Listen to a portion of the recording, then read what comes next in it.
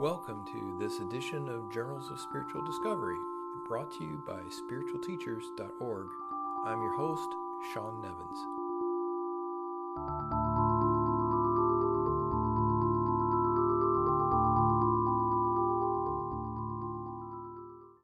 Hello and welcome to this edition of the Journals of Spiritual Discovery. I have a quick note to let you know that the TAT Foundation's November retreat is coming up soon, and that's going to be November the 11th through the 13th at the TAT Center in North Carolina. The theme is Going Home, which is kind of appropriate for me because it'll be the first time that I've been to a meeting in person since November of 2019.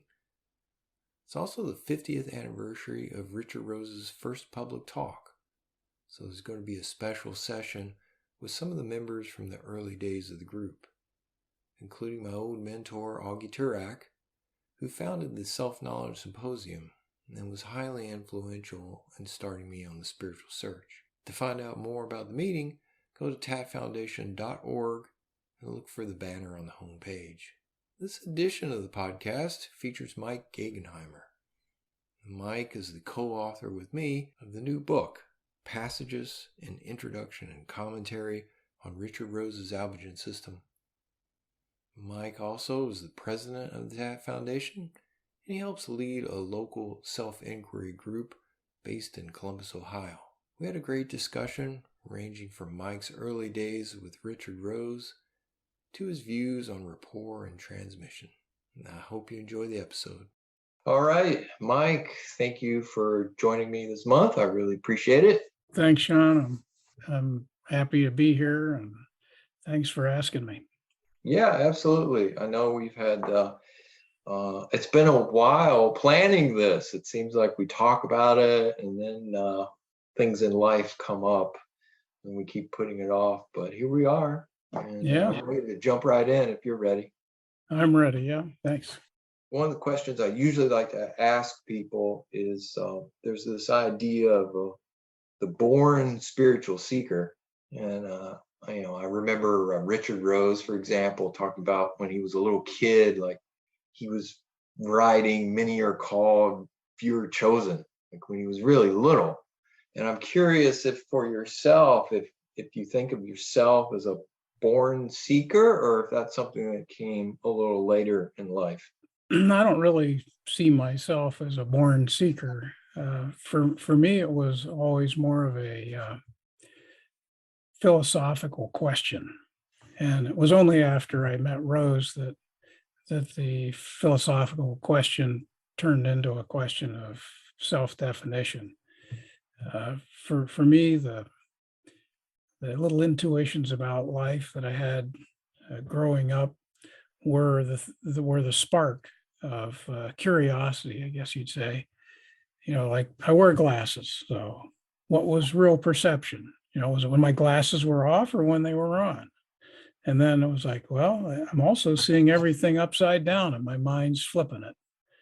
And there were questions about color and, what's red is actually everything but red. It's the one thing that's reflected. So there were a lot of little silly beginning questions about that. And, I wondered about personality. You could see people talking nicely on the phone, then they'd hang up and start bitching. And, you saw my friends slowly become hypnotized by girls when they reached a certain age. And I wondered what that was all about. And, it was really more questions about that, about the unknowns. I got into physics and, the basic questions about the Heisenberg uncertainty principle and time and space being the same. And gee, what's this unified field theory all about? Things like that. So really it started as a question of questioning about life and the way things didn't seem to be the way they appeared to be. Is there a point in time that you feel like you switched from questions and wondering about things to the idea that, oh, maybe I could take some action and I could actually discover an answer to these questions? Well, I think when I was in high school, uh, I thought, I was smart. That was before I got to college and found out how stupid I truly was. But the but the fact was, I thought that if you could understand first principles, everything else would become apparent. Everything would go flow from there, kind of like the 2 + 2 = 4 and all else follows line from 1984, the book. So that's that's when I was thinking there was an answer, but it just wasn't in the realm of a spiritual search. And it was when I met Rose. In fact, the first thing I directly asked him, got up the courage to directly ask him a question was, what is the thing in itself? It was like, how to, experience always just seemed to be one step removed from reality. So the question was, what's the thing in itself? And he said, that's the trick. And that was it. That's all, that's all he said. But it was because of him that I started then down a path of realizing the answer was really inside, not outside. How old were you when you met Rose? I had just turned 18. It was my freshman year in college. And it turns out, I guess, it was only a month or so after Augie started up the meetings of the Pyramid Zen Society at the University of Pittsburgh. After hearing Rose talk at the Theosophical Society, he had started these meetings up. And one of my friends at school saw a poster, and he and I went down, and he subsequently didn't fire up his interest, but I stuck around. And that's Augie Turak, right? Right, right. He and Ray Sasko are the ones that started that Pyramid Zen group. Did for you at the time, was Zen something that seemed kind of weird? Because it sounded like you described yourself as more of a maybe a scientific philosophical inquiry. Was Zen sort of an oddball thing, or did that just seem like normal for you? Like, oh yeah, I'll check out Zen. It was the early 70s, so there was a lot of stuff that Mm. people were looking at, and it didn't seem odd. It didn't necessarily seem cool, but I think it was partly that I had heard from one of my friends who came back from his Catholic school one day studying comparative religion, that about the Atman and the Brahman. And when he talked to me about that, I thought, man, that makes a lot of sense. And I don't know why, it just intuitively made a lot of sense. And so, the Zen side of things just didn't seem to be weird, just seemed to be one of those things that was worth looking into. Compared to what you had been doing for your spiritual path before you met Rose, like how was after Rose compared to before Rose? What was your path like? Well, that's interesting because I read his book, the Albigen Papers, is a meditation paper that he wrote eventually, and I began to actually apply what he was talking about. And he was coming up every week to those Pittsburgh meetings, so there was a certain amount of. I mean, you always got an insight. You're always seeing things about yourself. And I knew he was talking from a perspective that somehow took into account all the intuitions I'd had growing up, and I wanted to know what that was. So I just simply began to apply what he was teaching, and I started, reviewing my past experiences in life that were somewhat traumatic, and looking at the reasons why I did things I did, thought things I thought, said things I said, behaved as I did. It's that can be pretty painful. And as I've kind of found, I was a bit of an emotional pretzel at that point. So, you know, and I began to see changes and become free of these things and not letting them to affect me as they did. And so there was a certain momentum that was building up as a result of doing what he suggested. And we also, there was a wider group of people involved, and there was some, developed some very close friendships, certainly with Frank Mascara and Dan Panshura and some of the other guys in Pittsburgh. But I sat in rapport groups with those guys consistently for several years. And so the value of a group and the development of the sensitivity associated with rapport to me was also something that was validating from what Rose was talking about. To what he taught, and not only by reading his books, but by coming up, speaking to the points that he was trying to make and to pass on to people, that became the foundation of my spiritual search. You mentioned sitting in rapport. For those people who don't know what you're talking about, can you give what are you talking about? Sit in Yeah. rapport. Well, sitting in rapport, it's one of two, core techniques that Rose taught in working with others. And in rapport, it's a silent sitting with individuals where you try to feel sort of between the individuals. You might incline your mind towards feeling for the other person's mind, but you don't really focus there, and you don't focus here on yourself, but kind of between. And it's as in a sense, he spoke of the word betweenness. In a sense, it's trying to put your mind in an open place where it can be receptive to impressions. And what I found happen is you could get impressions from people, sometimes unexpected, and you could check them out and you could validate your intuition, which was another key thing that Rose taught, the value of intuition.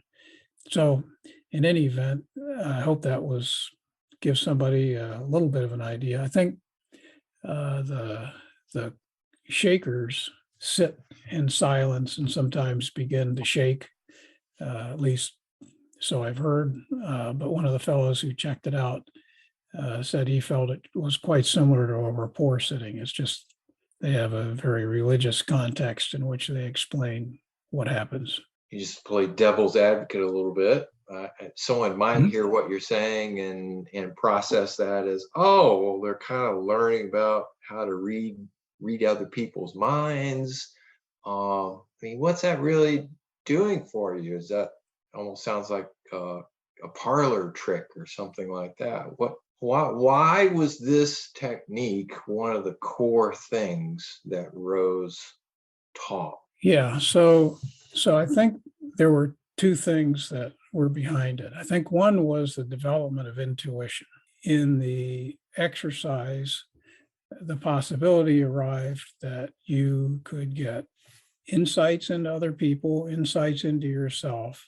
And then he also spoke about the energy of rapport that occurs that would give the opportunity for people who were at a certain point, either questioning or dealing with a trauma, to give them a leap or a shock in their efforts. And then the other side of it, Rose was capable of what in the Zen writings is referred to as transmission of mind. And there's really nothing transmitted, and it's using a word to describe the potential of a student to, in some fashion, pick up on the mind of the teacher and experience what the teacher experienced, experience what the teacher realized, and be a shortcut to enlightenment. And so part I see part of rapport and the ability to bring your mind to a point of betweenness and openness was the student meeting the teacher halfway. It enhanced the potential for transmission to occur, for the student to achieve enlightenment. There was, and in the course of Rose's time as a teacher, there was one instance that was fairly dramatic where that happened to a degree with one individual, and it was quite spontaneous and quite by accident. But the person didn't reach, according to him, a full realization, but um, had quite a leap and an enormous shock that resulted from it. So this is, it sounded like this was something that you practiced for, I believe you mentioned several years, sitting in rapport with other people. What was what was your time frame of involvement with Rose and his system? How many years were you consider yourself seriously involved with it? I think I was seriously involved with it for 6.5 years. Um, and then I drifted away. I came back less and less for meetings. And then I ended up getting married, and I was away from active. And while I would occasionally come to a meeting, but it was not active at all with that group. I did maintain friendships and met periodically with some of the friends of mine in my hometown of Columbus. And there, it was kind of like a lifeline to have those friends from the group who'd also left the farm and moved on in life, but to have them to talk to and to meet with. And then around the year 2000, when I was between jobs, I tried to articulate some of the things that I felt were the deepest understandings or realizations I'd had, and the questions and the awareness of those things and how they all tied together was always kind of like the default mode that my mind went to. If I wasn't busy, it would always go back to, what the heck was this? What did it mean? And I found out, sitting there in my mid 40s, that I couldn't articulate it. And I was trying to write it down for my daughter, and so I thought, well, I need to figure this out. And so that's when I kind of picked it up again. And you mentioned Rose's farm. I've heard it told that you were the first farm manager of Richard Rose's farm. Is this true? No, it's not really true. There he It's a had, farm legend, huh? yeah, it's a rural legend. There you go. So there were two roles that Rose asked the guys on the farm to take on in that regard. One was a farm manager, and one was a house manager, and there's a third role that was always a very time-consuming role, which was managing goats that he had on the farm. But I was the house manager, and there was, you got a half a dozen, 20 something guys living in the house and a farmhouse, and there's nobody wants to get stuck doing the same thing all the time. So I basically created a schedule, of which chores people would do, and we rotated it every week, and there'd be and if somebody wasn't doing them, there'd be 5 other guys to remind them, hey, looks like the floor needs to be swept, or you gonna go down and get the water down at the spring this week, or are we all gonna go dry? So it was they were chores like that, just very practical things. But there was no running water there, and it was wood stoves. So there was an electric stove and refrigerator and so forth, but it was pretty basic living. And so we divided up the chores, and that's what I did. And I think Chuck Conrad was the farm manager, and did a good job of that. He was very capable, handy guy. And so you were living full time on the farm, or were you going to school and then when you were on break, would you go to the farm? How was that? Yeah, so I spent 2 summers down there when I was in college, and then, when I graduated, I moved to the Wheeling area and took a job, and then I lived on the farm at that point. I stayed with the job only for about a year, and then, left and spent the summer out at the farm, which was the summer that we built a large Chautauqua building out there for holding larger gatherings. It was kind of an open air pole barn design. So when the summer was over, I got a job in construction, and then that took me away from the farm. And then I started drifting away after that. Let me ask you about the building on the farm because I I I've heard someone say, and I think I was maybe discussing with them about farm projects and whatnot, and they said something to the effect of, "What is it with these spiritual groups? Seems like they always wind up building stuff.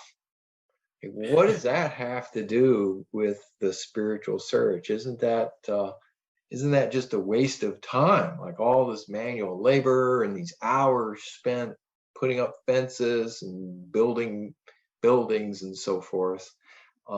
Looking back upon it, what would you say about your experience with that aspect of being in Rose's group?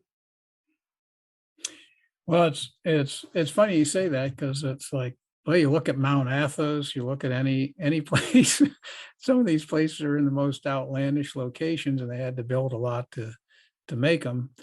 But the goal was, I believe, uh, was to you can't sit 12 hours a day and end up in a healthy spot. And I think Rose believed that people needed to exercise and needed to be capable people. And it's also so it builds energy when you exercise, and that physical energy. And Rose wrote a whole book about energy, and how to use it in the spiritual search. And that whole effort to do things kept us from puddling, I guess you'd say. And you develop some physical energy, develop some strength as well, and then that energy you can use in your mental effort to if you just sit around, you don't develop that kind of energy. The other thing it was a little bit of a challenge. You bring a bunch of city kids out to a farm, some of them haven't driven too many nails or cut down trees or build anything. And so it's kind of a challenge, and it was hard work, but it also served as group work to actually bring us together, in a common effort, even though it was on the physical level.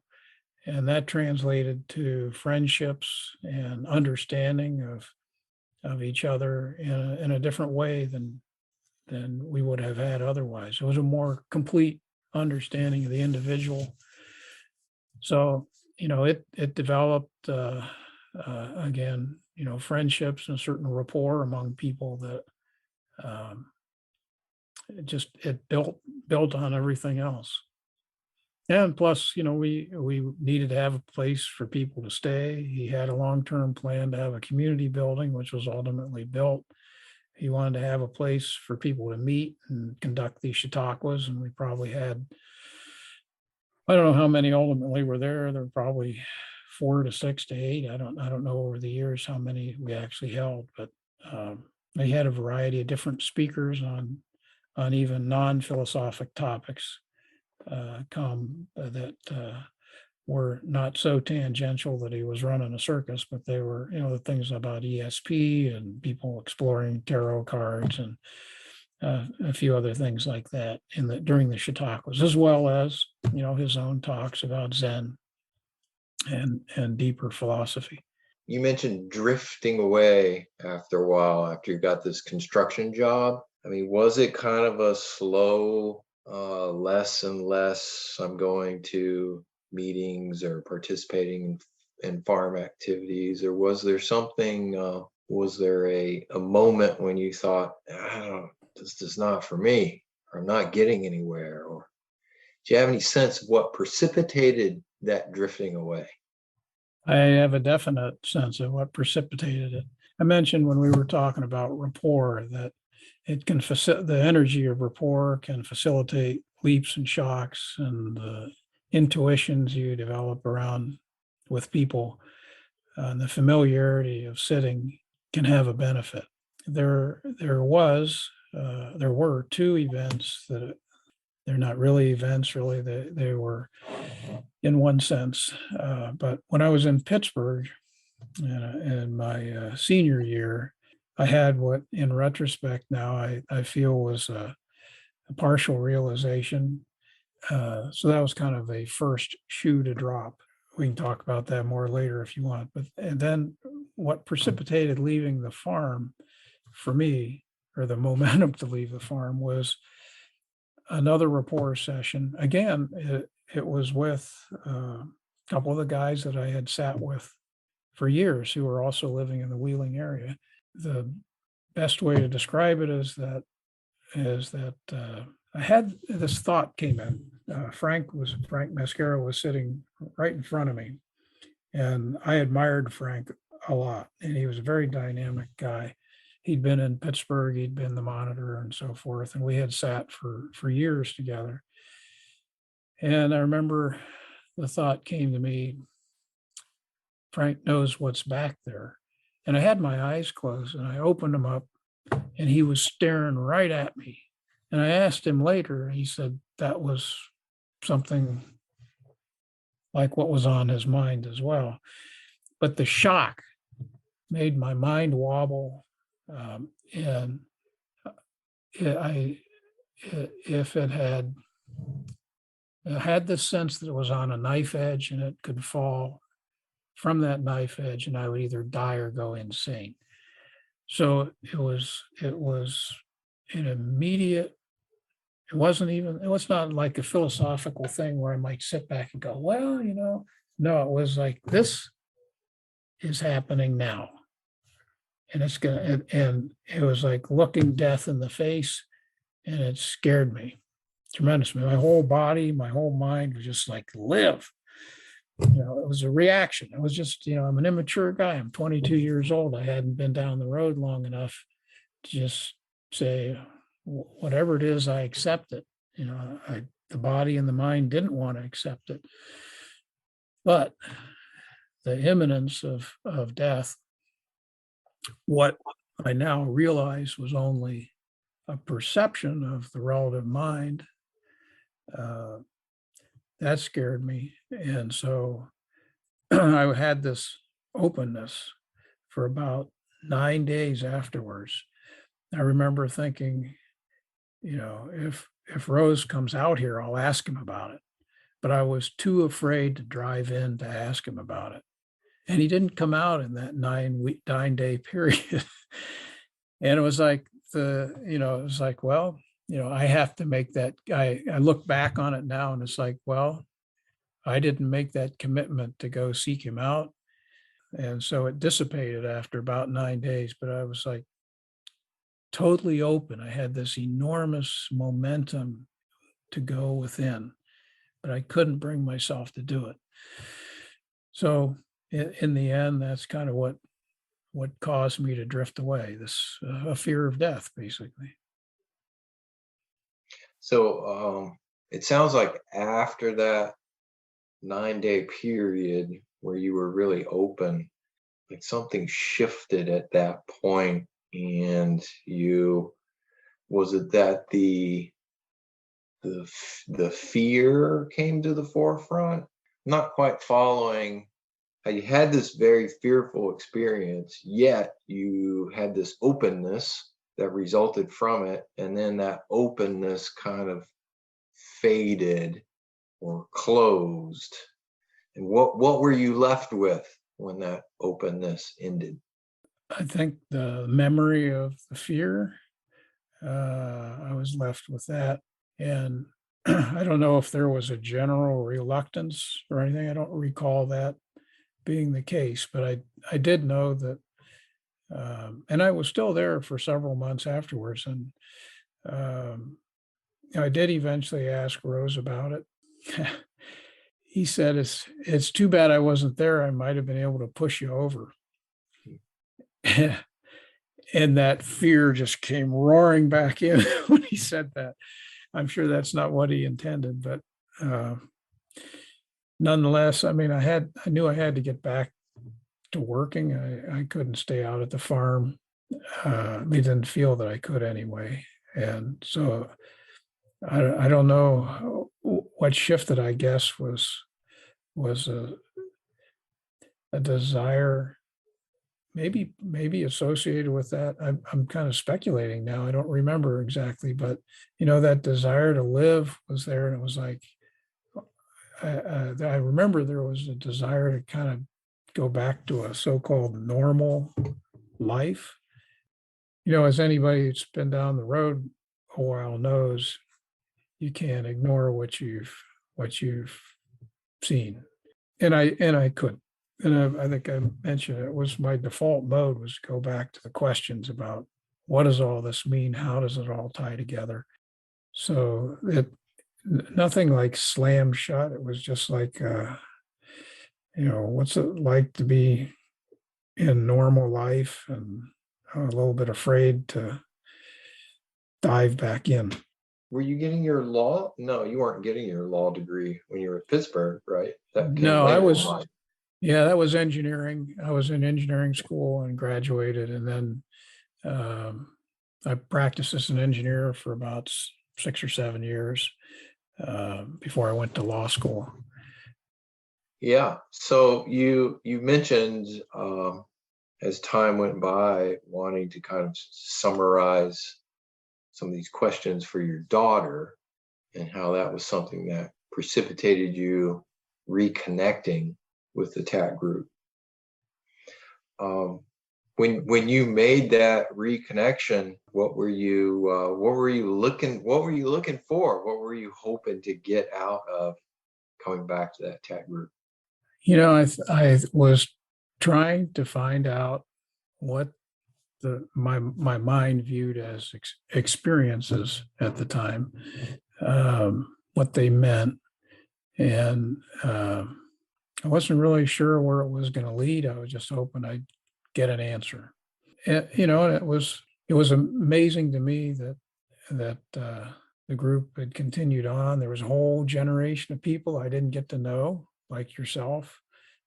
Maybe met you once or twice along the way at a meeting, but there was a whole generation of seekers I didn't get to know, and there were some new friends. I mean, you put together some great retreats at Lindsley Outdoor Center. I got to know Paul Constant really well at one of those, and then we developed some other great friends that were new to me, and there was a whole new group of people to work with. And it's the value of a group. I mean, it's funny because Rose had started to decline, and the organization had become exactly what he had hoped it would be. It was open to new people. It was based on friendship. I'm not sure whether your realization preceded that time frame or not, Sean, but it was the matrix of cooperation that he had envisioned, and it was great to see, actually.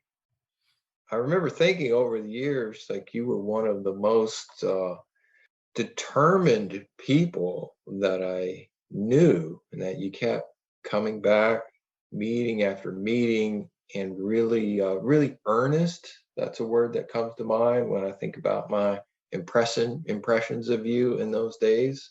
But I felt like you were sort of stuck on this idea that you'd had these prior experiences and that you had somehow missed out like that was your chance, and the only way that you were gonna get something was to somehow find your way back. What do you think about that? My impression? Do you think my impression was off, or do you have a sense of what you were trying to do, what you were looking for those years? Yeah, it's funny. I think you're right on with that impression. And I think a lot of people, including myself, make that mistake. And, looking back on it, what really happened was that there were moments of realization or partial realization. There were moments of closeness to what is, and it's the mind that gets in the way. So what was real was what that those events that I mentioned were, and it was really the mind that was getting in the way. So coming back to your question, your impression was a good one that I thought somehow getting back to those experiences would be a way of opening the door. And part of my resignation of in attitude came from Rose having told us, in order to create a fire under us, I think a little bit, was, you got to find out an answer before you're 30 or when you're in your 30s. And if you don't do it then, well, you're done for. And then it was like, well, you got to find out an answer by the time you're 40, as we got older. So, ultimately, I was in my 60s and several other people were older as well. I think it's because we continued to fail and try again, and that there was something fundamental about the questions that we didn't let go of. Do you see a do you see a difference between the way that you were seeking when you came back to the TAC group versus the way that you were seeking when you first came to the TAC group? Yeah, I think I'll I'll do it in the reverse order. When I first started, I was like a little kid trying to play soccer, and Rose was the coach saying, "Hey, try this over here, and you might try this technique over here. Here's a good book to read." Uh, he knew the playing field, and he could sense kind of where we were, um, and he was laying out a system at a very high level. It's not a prescriptive system, the Albogen system, but he was laying it out. So it was a learning phase. It was the early stage of seeking. When I came back, I was a little bit more beat up by life, a few more life experiences, had kids. Um, Time was at more of a premium, and looking ahead, it's like, well, life looks a lot shorter than it did. So uh, there was a feeling that I kept coming back to, that I have to put everything on the table. Uh, Nothing can be ignored or protected. I have to put, I feel like I put my relationships in the family a little bit at risk, because I would take off for a weekend or go to a retreat, and instead of being home for something, um, and I needed to put my beliefs out there, to question them. Um, so it was a deeper commitment, I think, that was different. Um, the second time around, I also had a need, which I never had fulfilled earlier, to read some of the other writings that I found to be very deep and insightful, and they had a much greater impact on me than I ever would have expected. I read Nisargadatta's books, and Ramana Maharshi, and I was just, I felt like I was among old friends when I would read those. It's like, they were, it was just like Rose, there was a depth there that would come out. And and you can sense it. And plus the means of expression was different. So there was a lot of fodder beyond just Rose's teachings when I got back into it.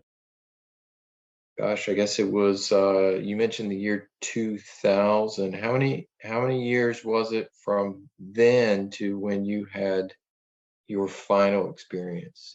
If that's the right word to use for it. Yeah, well, the realization was in 2019 at the April TAP meeting. And do you feel like kind of the perennial question, did you feel like there was something that had shifted in you in the lead up to that realization? Maybe a change in the way that you were proceeding with your search, or an inspiration that had struck you. Was there anything like that, or was it just another year? No, it was there's some, you hear people say as they get as as they look back on it, they see that there's seriousness that precedes, and that was true for me as well. And people looking back, you'll also hear them say, the universe responds to your commitment. And as odd as that might sound, in ways that we don't anticipate or not, or even don't necessarily want. Um, but if you've made the commitment, it ultimately comes down to you just don't give a damn about anything else. And I was getting to that point, and in the 6 months leading up to it, I went through some very difficult times at work that were confrontational to my ego, um, just really pretty awful. And then, I got a lot of tensions from the home life leading up to that. And so I was like, well, it kind of got to that point. You just didn't give a damn anymore. You just wanted to know.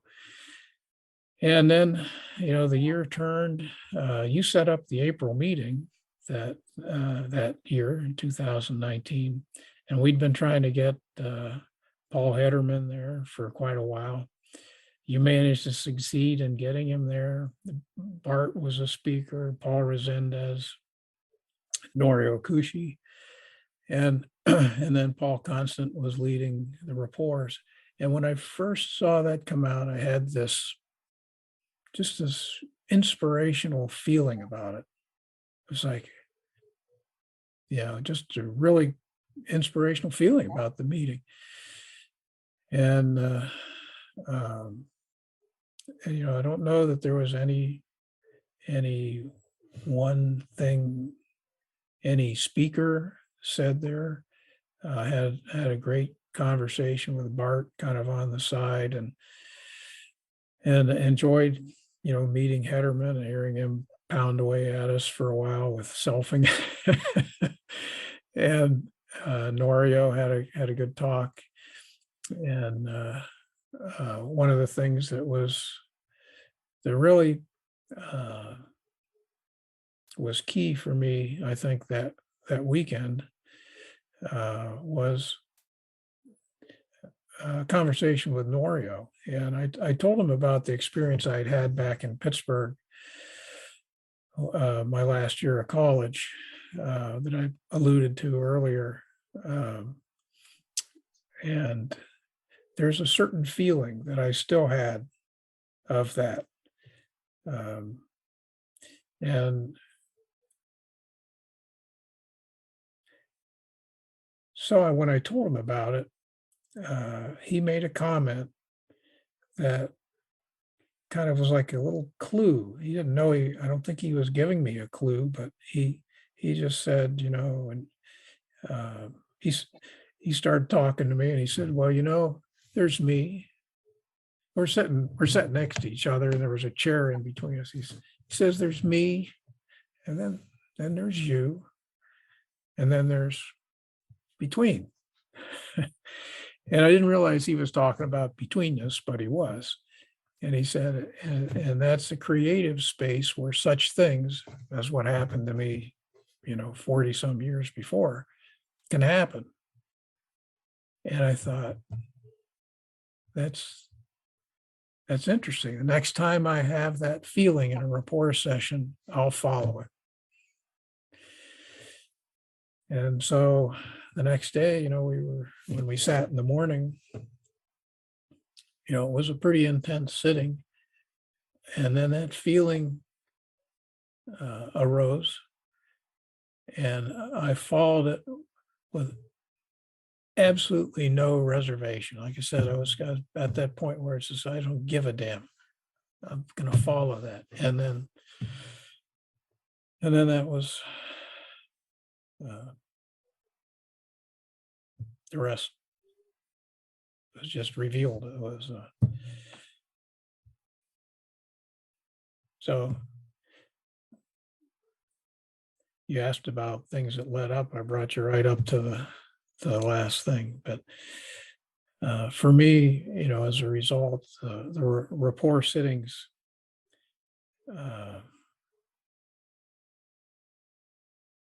they have a great potential for anyone who's a seeker. As you've said yourself in the past, a person can sit in rapport with themselves. And of course, many people whose stories of realization I've heard involve them being by themselves and something that triggers for them.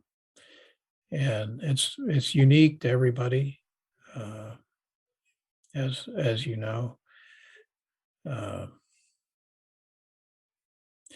But there's something I feel about getting the mind, finding the mind arising in this place of betweenness, this openness, where the only thing that matters is to know or to become, to realize truth for the sake of truth itself. There's nothing to be gained by the individual. There's nothing that you or I or anyone else has that someone else doesn't. It's just you become that. It's the only thing that there is. So you're not really becoming anything. You're just becoming, I guess, your relative mind's becoming aware of it. And you think that purposefully sitting for rapport can help increase the odds, let's say, of something like that happening? Yeah, to me, it's the feeling and intuitive side of the search. And I remember Rose ran into a quote, or not necessarily a quote, but some writings by, I think it was D.T. Suzuki, where he talked about the path of inquiry and the path of meditation, and that there were two schools of Zen that ended up diverging. And there was a school that became all intellectualized, and all, you had the questions and they had the answers, and it was all kind of dialectic. And the other side, people just totally focused on meditation. And he always said you have to have a foot in both paths. You have to have feeling, and then you have to have reason. And I think rapport sittings build the intuitive side of the individual, and make you open to seeing things in yourself and others.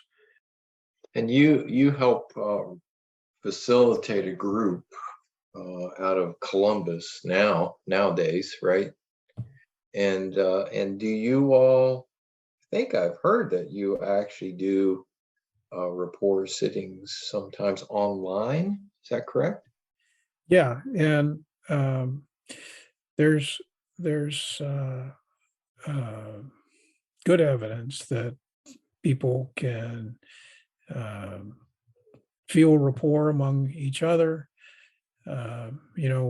When you boil it right down, we're not as far apart from each other as what our minds believe we are. And not saying that we have a lot of psychic experiences happening, because that's not the point of it.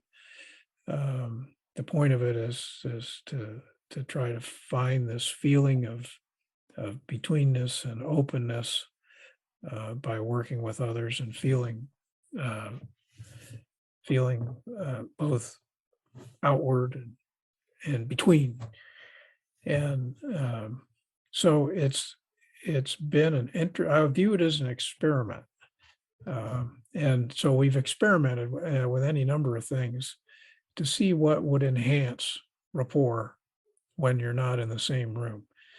Um, I think that the individual can still, in picking up on their own internal awareness, energy is felt by many of those who sit. When you're in a group in the same room, there's something about being in the same room that's even more powerful. And once in-person meetings started again for the TAP meetings, there were several of us who had been sitting online who sat together, and there was a clear difference, at least for me, in the ease with which I got into rapport with them. And there was a good bit of energy that arose as a result. I have to say too, there was totally separately. There was another rapport session in the, um, I don't know, maybe it was 8 or 10 years ago, when we were meeting in Pennsylvania, Penn Scenic View, with one of the folks in the group. I had this sense when they came into the room that it kind of lightened up. And so at the end of a session, we sat together, and it was an extremely deep rapport developed. Uh, and all I had to do was remember this person's eyes, and it would bring me right back into it for 6 months afterwards.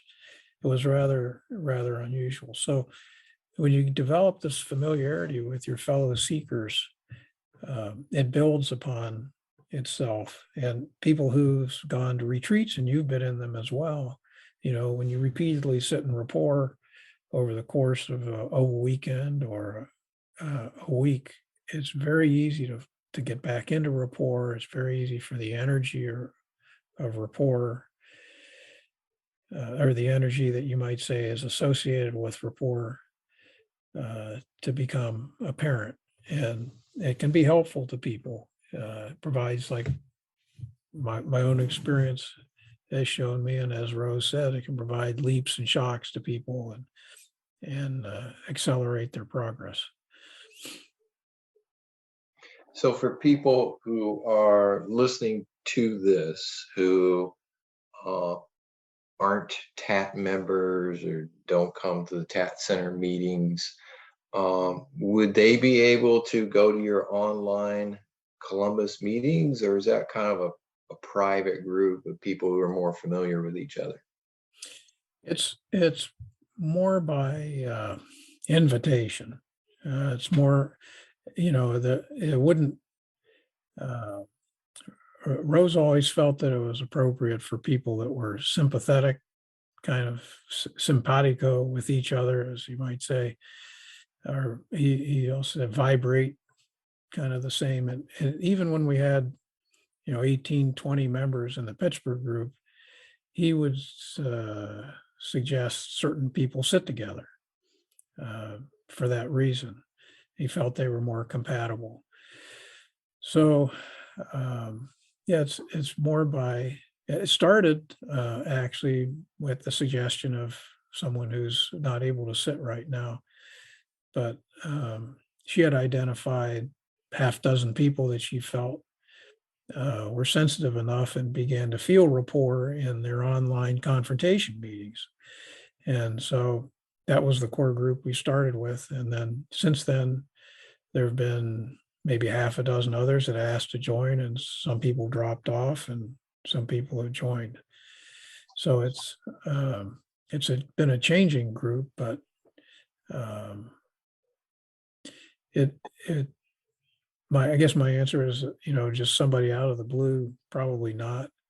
I mean, the first step is to get involved in a confrontation group and and then we get to know them. That might be a very appropriate step.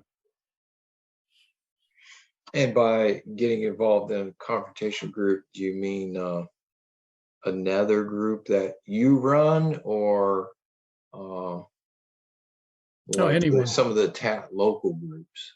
Yeah, any of the local groups. There's people meeting within the uh, broader umbrella of people that are TAP members. There's meetings going on all around the country, probably mostly outside of your group in California, if you're still meeting. Outside of that, it's more east of the Mississippi and up and down the eastern seaboard and down to Florida. But yeah, I mean, there's opportunities to join groups online um, as well, and many of them are still meeting virtually. Like our group in Ohio turned out to, we only have 2 people in Ohio now, and so there's a core group, but a couple people from California and Maryland and Florida and North Carolina. So we're all scattered around right now. So we've kept it virtual. Yeah, so people could go to tapfoundation.org and look up the TAP forum link, and that would take them to local group activity and have contact info and whatnot if they wanted to pursue that. Exactly. Yeah. And that's a good way to get involved. And it's kind of a first step, really. See if the approach appeals to their intuition about something to do. Some people come that are just dipping their toe in it for the first time, and others have been around the block so much that they're almost jaded. you know, but they won't quit. But they don't quit. That's the important thing. What about a person who would like to explore Rapport, but doesn't necessarily want to reach out to a TAP group? Maybe they're not group people. Is there anything that they could do? Like, could they form their own little Rapport group with some friends? And if Absolutely. so, like, is there any guide for how they would do that? Any resource that you could point them to for some helpful clues? Well, certainly, the working together has gone on for thousands of years. So yeah, they can form a group, and I think Rose talks a little bit about rapport groups in various of his writings. Uh, it's in a new book that we've pulled some excerpts out about that. The book Passages that's recently published. The energy papers speak about it to a degree, and so does the psychology of the observer. But it's a meditative technique, and it might sound I don't know what you would say, a little bit impossible, but even if you read Ramana Maharshi's writings and the accounts of people who went to visit him, he taught in silence. And I think a lot of what he did was he would sit and people would get in rapport with him and pick up something of depth that and something that resonated in them that was by doing so. So I think people can do it and try it. I don't know where else to actually look, Sean. I mean, everyone's free to contact us and ask us, what to do, what to try, what to look for. I know that you kind of go into it with a light heart, without expectations, and uh, and hopefully there's people there that like I mentioned, they kind of vibrate at the same frequency. There's nobody that's like uptight about somebody in the group that they're sitting with, and see what happens. I used to think early on, because we sat in Rapport in the Pittsburgh, we might have a little sitting at the very beginning of the meetings. Um, but I always thought, because Rose would come up for some of the Rapport sessions early on, I always thought it had to do with him. And then I realized it's when we met one time when he wasn't around, that it was a group of the monitors from all over Ohio and Pennsylvania all came together in Pittsburgh, and we sat, and it was an incredible session.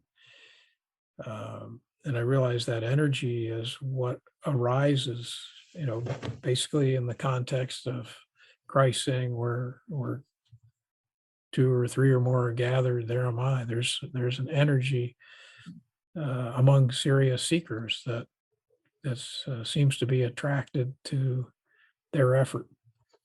Yeah, it was a good list of books that you mentioned, and I'll link to those in the show notes for this podcast episode, so people can go to my website, spiritualteachers.org, and look up the Mike Gegenheimer episode, and they can find links to those resources. And if people wanted to contact you, what's the best way to do that? Probably through an email that they could find in the TAT forum under local spiritual groups, Columbus, Ohio. There's I think a link to my email address in there. That's Okay. probably the best way. Got it. Yeah, I'll mention that too in the show notes. So one question I have, and this is kind of this could be a tough question, but in terms of people that you run into these days, seekers that you have conversations with, do you have any thoughts about what are the main obstacles that you see that people are facing?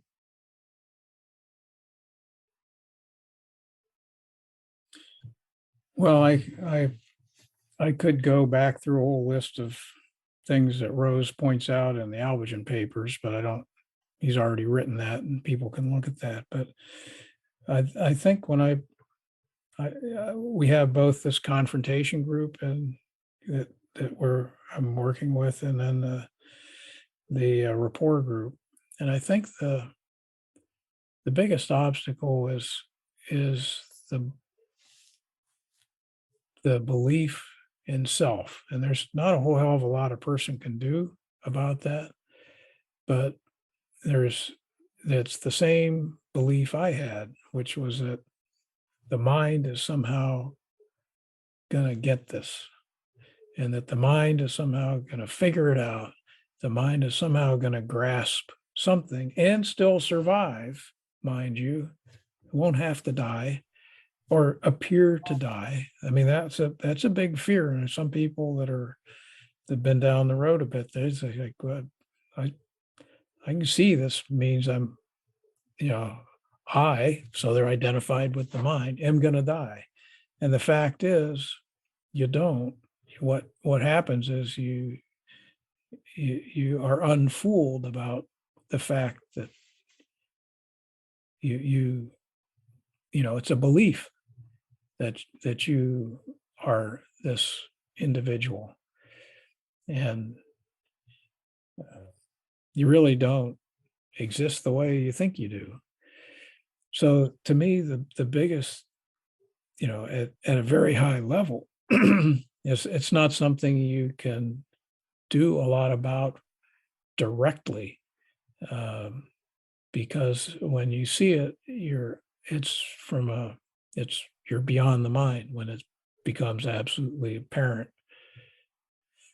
that you aren't real, you aren't really what you think you are. So uh, you wrote a whole book about what do you do about that problem, and the book's called Subtraction. And there's the effort seems like it has to continually challenge um, what you're believing, and to a certain degree the way you're acting. And I think as people mature in seeking, what's in front of them is going to be a little different for everybody. But life, if they're committed, life was going to bring up the issues that they need to deal with in the order that they need to deal with them. And I don't understand how that happens, but I look back and I see it. And it's like, I was able to stuff my feelings for 50 years until I had to finally deal with what does it mean to feel? Why don't I feel love like I should? What, or think I should, why is this in the way? But finally it became in the way and I had to deal with it. So, um, I'm somehow it works that way. I think life becomes our teacher in that sense. So, given that, do you think that there is, looking back, is there anything that you could have done differently, or did things just have to play out the way that they played out? That's always a kind of a trick question, right? So I think they played out the way they had to play out for you know for this character. I do often wonder uh, if I'd gone to see Rose, what would have happened back in my early 20s. Um, would have changed the entire course of my life, and I'm not at all bothered by the fact that I have a beautiful family and wonderful kids and all that. So I wouldn't want to change that. So there's despite having taken the long path, as people call it, which was a long and tortured path in a lot of ways, I wouldn't trade what has occurred. There's this that reminds me. There's a short story by H.G. Wells, I think, called "The Green Door," Oh, and this guy who yeah. these moments crop up in his life where he has this vision of something more real than where he is, but he's too busy, and oh, I'll get to that later. So these opportunities pop up and then they disappear. Do you sense or feel like there are moments like that in our lives where we have a choice, and we could, if we were really in connection with what we truly wanted, we would make a different decision than going with whatever is in front of the mind in the moment? Yes, I do. That story had great meaning to me. It's funny you should mention it. I hadn't thought about it for a while because I felt like I was at that green door and I couldn't find my way back. I mean, so it's an incredible allegory for a few of those things that happened to me. Hmm. That didn't happen to me, but they happened. I guess you'd say. I don't know. But yeah, I mean, it boils down to, uh, in my estimation, to commitment and understanding what's the most important thing, and then being committed to it. And I think some of these things that all these partial realizations or these glimpses, these satoris that were along the way, they were all unexpected, spontaneous things. And it's kind of like death, death creeps up on you, and you know, it's over before you know it. And uh, I say that like I've been there, but uh, the the fact is, it's sudden and unexpected.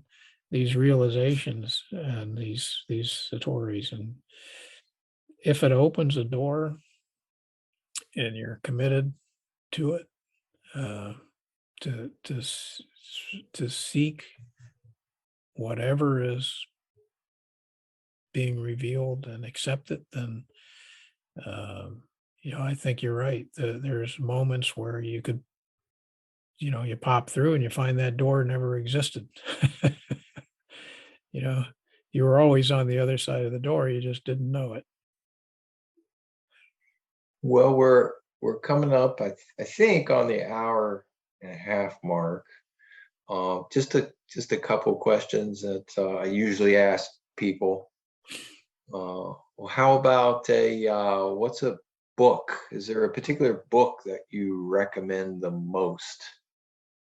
It sort of depends on who I'm talking to, but the one I recommend the most tends to be The Psychology of the Observer by Rose, simply because he lays out, and as a companion to that, the meditation papers. Between the two, he lays out the mind and the way that it functions, um, in a way that it's extremely thought-provoking for people and provides enormous amount of fodder for meditation and reflection.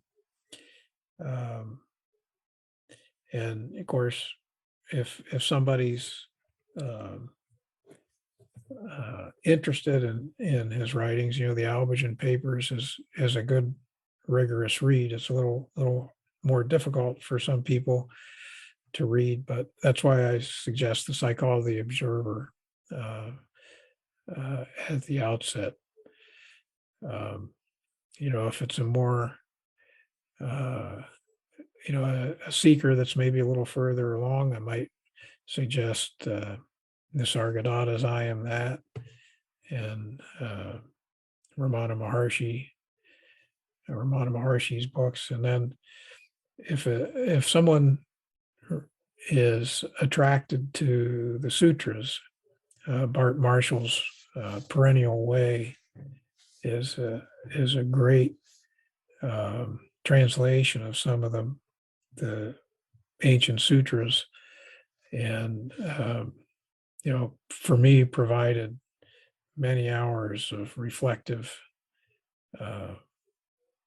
thinking and feeling for the meaning in them.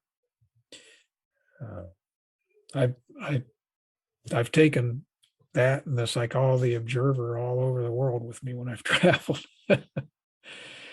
just as. And how about, I'm always curious if there's a favorite film or perhaps a TV series, something along those lines that you feel touches upon these matters. Um, I thought about that since you mentioned that you might ask about that. And I don't know that there's anything that's touching on these matters, but the movie Patton is one that I watched many times. And there's something about the attitude and the commitment that George C. Scott portrays Patton as having. And, the tough decisions that have to be made, the commitment to go forward despite, the army bitching and, in the case of a seeker, egos dying around you, but it's the I don't give a damn kind of attitude. This is what we've got to do. And it's more for the seeker, it's more of the I don't give a damn. This is what I wish to become, the truth. And one of the scenes that always sticks out to me is a tank battle where the tanks his squad of tanks runs out of fuel. They get out beyond where they can be resupplied. They run out of fuel and they run into a panzer division. And it's just like they don't get out and run. They just turn and start firing.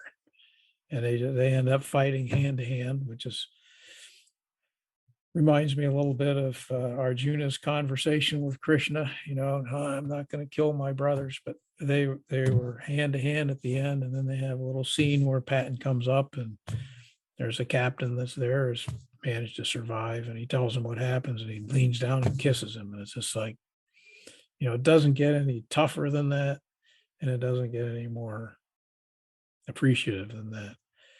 So for some reason, that movie always attracted me, just because of the commitment and that was demonstrated in the movie. And they were based on real events. Yeah, thanks for that. More than you wanted to know.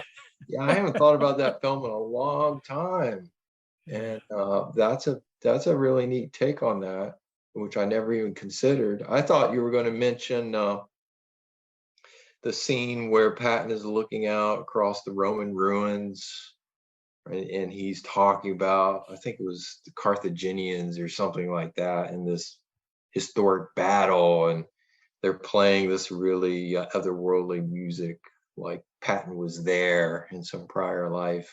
Mm-hmm. That.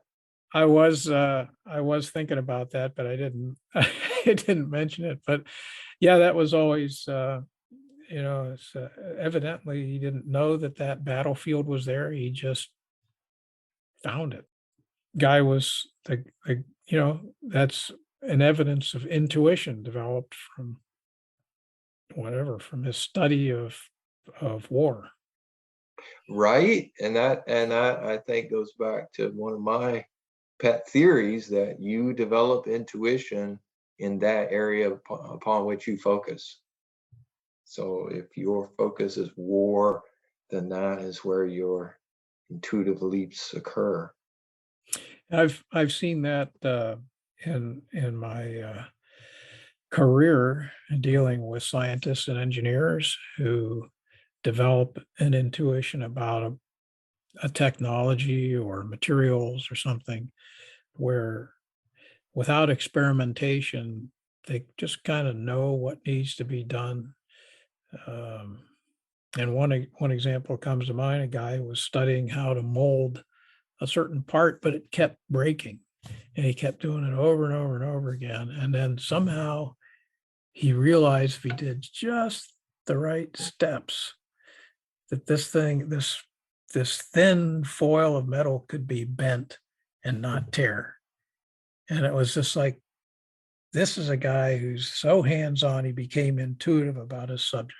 And I agree with you. It's the same thing, which is why I think, Rose advised us all early on, especially to read different books to get a different perspective on the same thing he was speaking of. And so he talked about The Conquest of Illusion, reading that. He talked about there weren't as many opportunities to read things back in the 70s, but there were some books by Gurdjieff they recommended, just basically because they spoke about working together in a group in the school and different levels of mankind and seekers. I'm trying to think of some of the others that came up. The Three Pillars of Zen, some people read. And then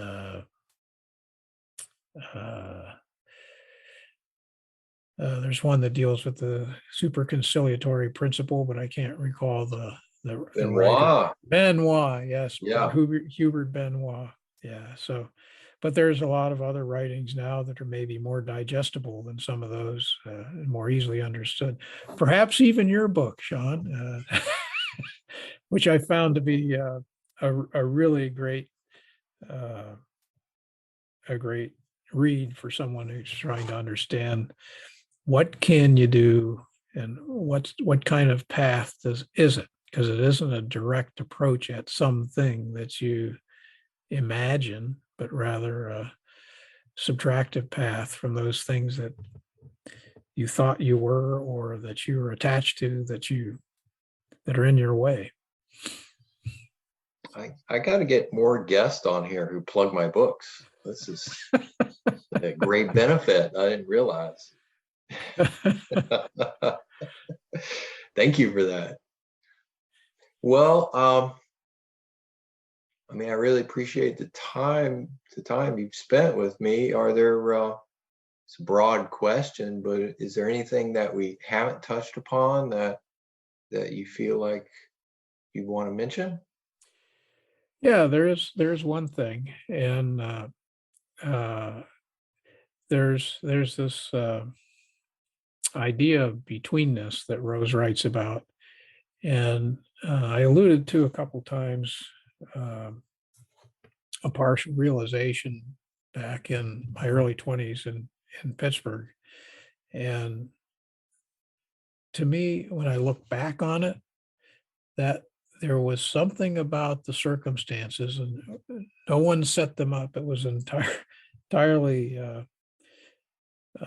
unexpected, and but there was a betweenness that occurred.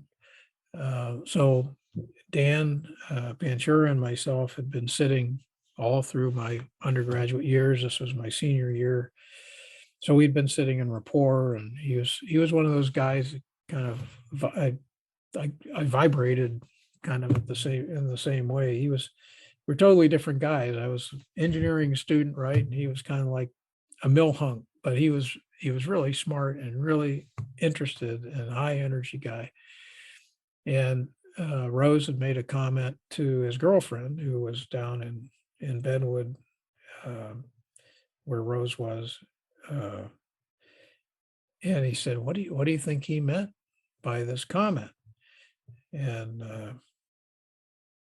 the comment was, I there were three of the women in the kitchen, and he came to the doorway and he said, I see three little girls playing, but they don't see me." And uh, and so Dan was like, "Well, what did he mean?" And he was so intense on trying to figure this out that it caught fire in me. And it's like, I don't know what did he mean? And then we started going back and forth, talking. Could it mean this?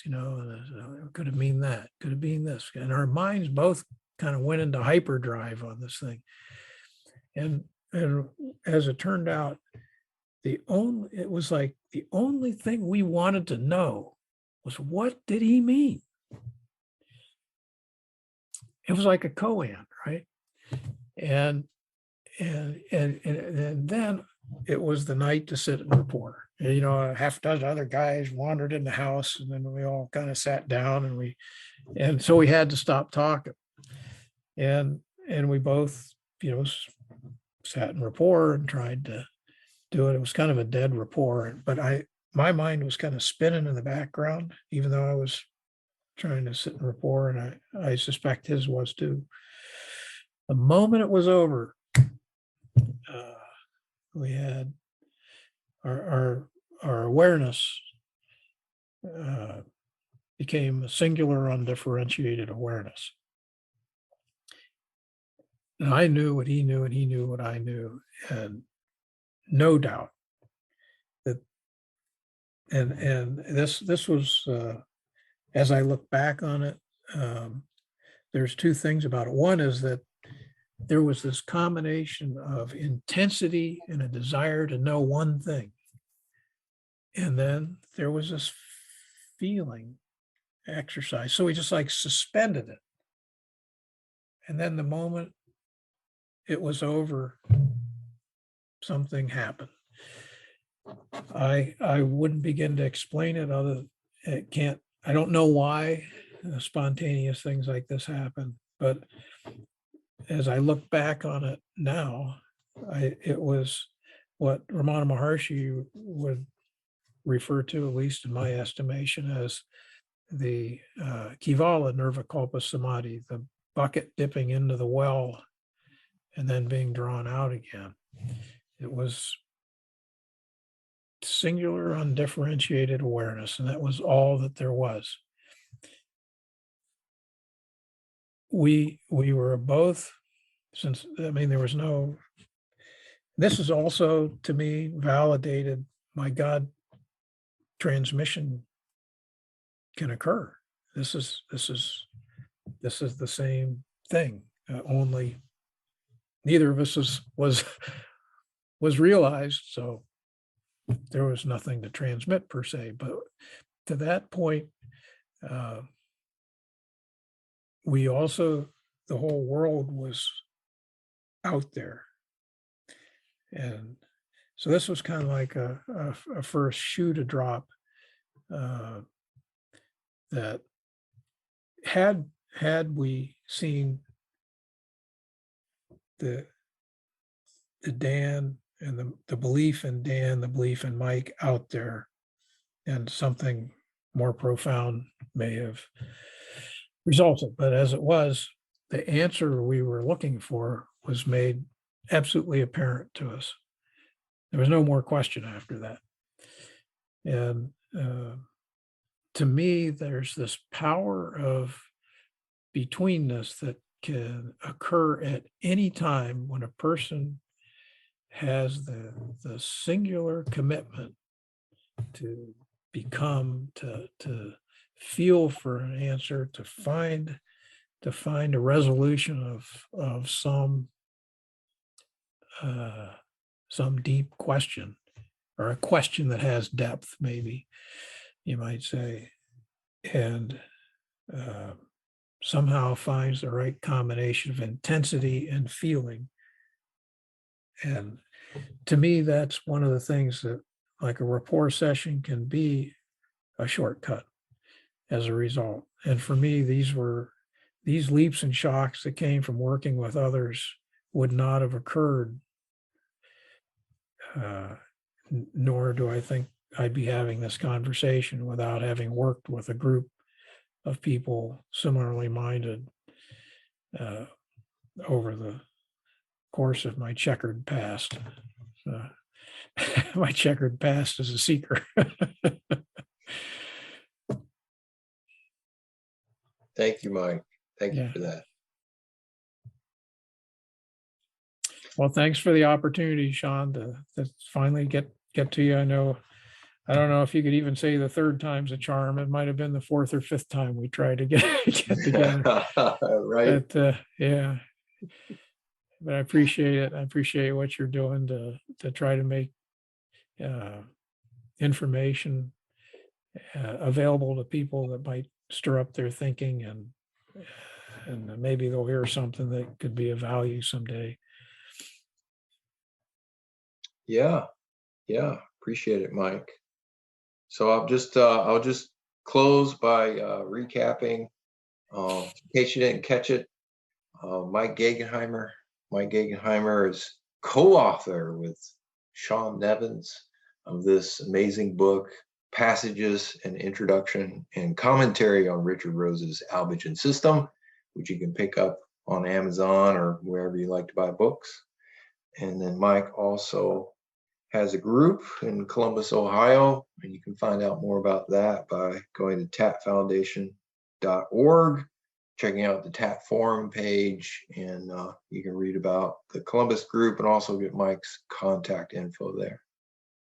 So it's been a pleasure, Mike, and maybe we can do this again sometime. It's good talk. Great. Thanks, Sean. Thank you. Thank you for listening to this edition of Journals of Spiritual Discovery. I'm your host, Sean Nevins. For more information about today's guest, as well as more interviews, books, and other resources, go to spiritualteachers.org. That's spiritualteachers.org.